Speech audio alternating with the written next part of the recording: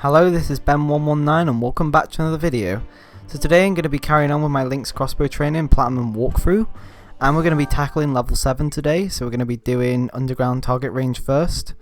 And in this level I want to show you a really good way of getting a huge amount of points, and that is with the scarecrow trick. So you want to aim for the scarecrow right at the start before the targets appear. Now if you do it while the targets are appearing, you have the pressure of having to hit the targets as well, so I prefer to just get it straight out of the way as soon as I can while there's no pressure to keep a multiplier as well.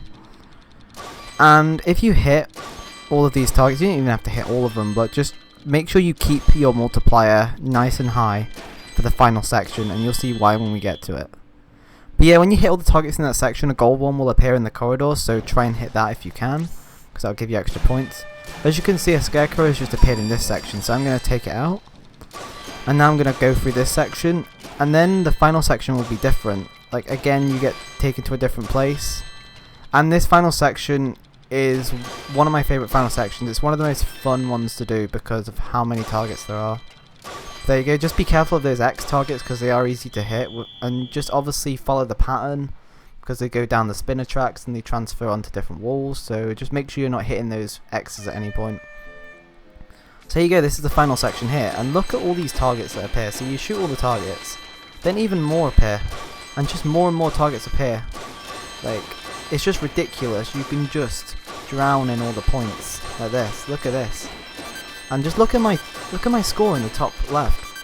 Like, I've hit 157,000 points, and that was mainly because of that end section, and it's mainly because I kept my multiplier.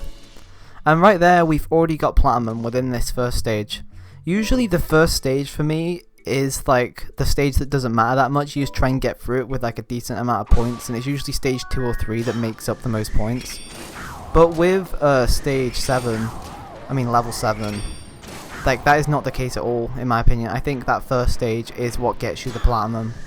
Like you can still get a platinum from these next two. Like this one I always find hard. I can never get like a good score on this level no matter what I do. Like what I try and do is I just try and use bomb arrows as efficiently as possible, but I always seem to end up losing my combo at some point because I always end up missing or I end up taking damage. But bomb arrows are definitely the way to go with this level because, you know, they have the shields, and if you don't use the bomb arrows then yeah, they can be really annoying to kill. And you can even kill 2 at once. Like if you shoot a bomb arrow in between 2 of them, it can actually blow up 2 of them at once. Something else which I haven't even mentioned yet, but depending on how far away a target is, there is obviously going to be slight delay on when that hits.